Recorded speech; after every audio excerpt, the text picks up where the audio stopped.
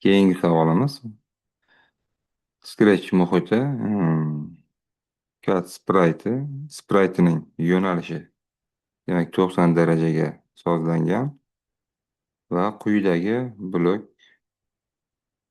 ishlatilgan debdi. Dastur so'ngidagi X va Y o'zgaruvchilarining qiymatini aniqlang. Demak, bu yerda mana bizning kat spraytimiz bor. Yo'nalish 90 gradusga ega. Biz Scratch'da bir narsani e'tiborga olishimiz kerak. Scratch'da mana bu Y o'qi bo'lsa, bu X o'qi bo'ladi. Bu X va Y o'qlari mana bu 0 nuqta bo'lsa mana 0 nuqta. Demak, bu 90 darajaga sozlangan deyiladi, direction degan yo'nalishi bor. Directionda 90 gradusga sozlab qo'yilgan bu. Bu degani sprayt o'ng tomonga qarab turibdi. Mana shu yerda. Biz bilardik, toshbaqa yuqoriga qarab turardi. Bu mana shu yerdan o'ng tomonga qarab turibdi. Endi bizga bloklar berilgan.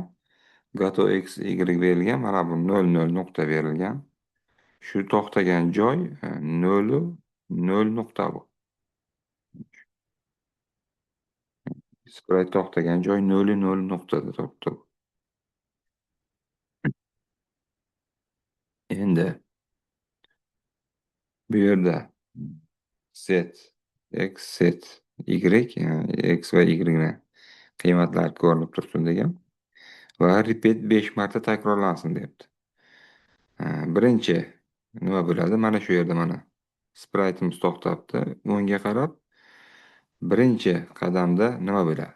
Birinchi qadamda spraytimiz turgan joyda pastga qaraydi va o'nta pastga yuradi. Bu o'nta pastga yurganda mana Y o'qib bo'ladigan bo'lsa, bu X o'qib bo'ladigan bo'lsa, bu yeri musbat, mana bu yer manfiy bo'ladi bunda.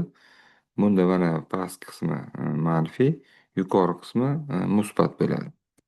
Yana o'zgarganda Y o'qi 0 dan 180 gacha, X o'qi esa -90 dan +90 gacha o'zgaradi. Shuni ham inobatga olishimiz kerak bo'ladi.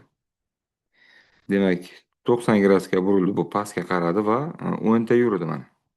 10 ta yurganda -10 ta yuradi. -10 ta yurganda mana bu yerda mana X position, mana Y position bergan. Bu yerda o'zgaradi. Nima o'zgaradi? Demak, bu Y o'qi bo'ylab yurdi. X o'qi 0 da turibdi. Y o'qi -10 taga nima bo'ldi? O'zgardi. Mana birinchisida shunday bo'ldi.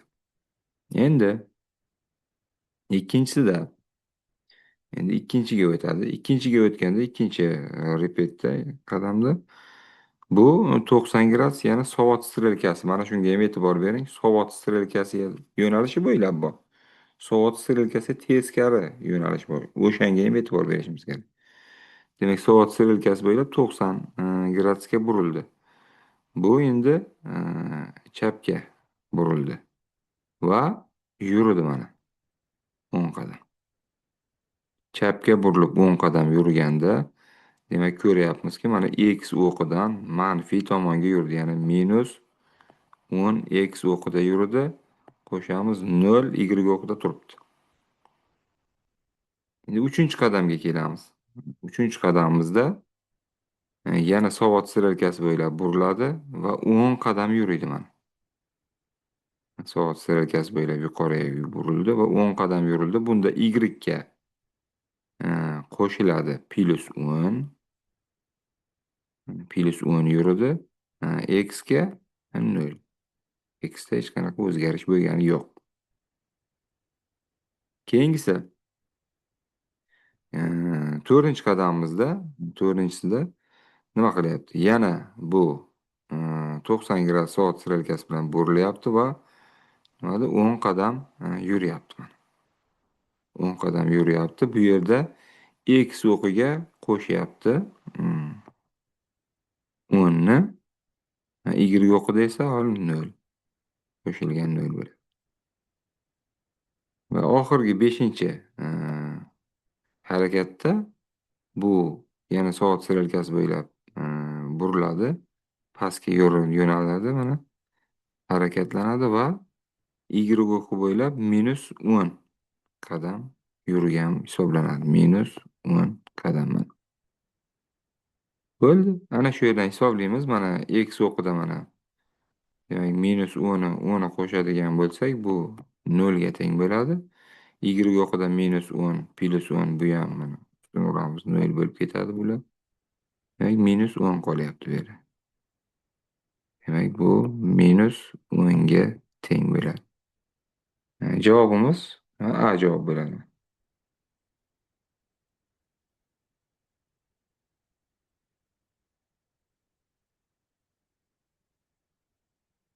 Davom etamiz.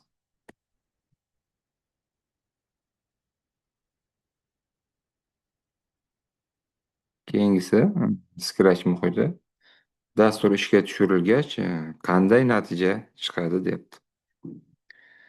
Demak, yana o'sha X, bunisi esa Y o'qimiz. Demak, bu yana o'sha 0 nuqtada turibdi mana shu yerda. Bir narsani e'tiborga olishimiz kerak. Biz Scratchni ishga qo'shganimizda bizning mushukchamiz e, doim 0 nuqtada direction 90. Ya'ni e, mushukcha to'liq 0 nuqtada va o'ngga qarab turgan bo'ladi. Shunga e'tibor berishimiz kerak bo'ladi. 0 nuqtada o'ngga qarab turadi. Endi bu yerda nimalar bor? Bu yerda asosan hayt bor mana. Keyin qalam bergan mana tozalash. Pen up, ya'ni qalamni ko'tarish bor. Pen down bor, ya'ni qalamni qo'yish va 4 ta takrorlanish operatori bor. 4 ta takrorlansin, demak nima?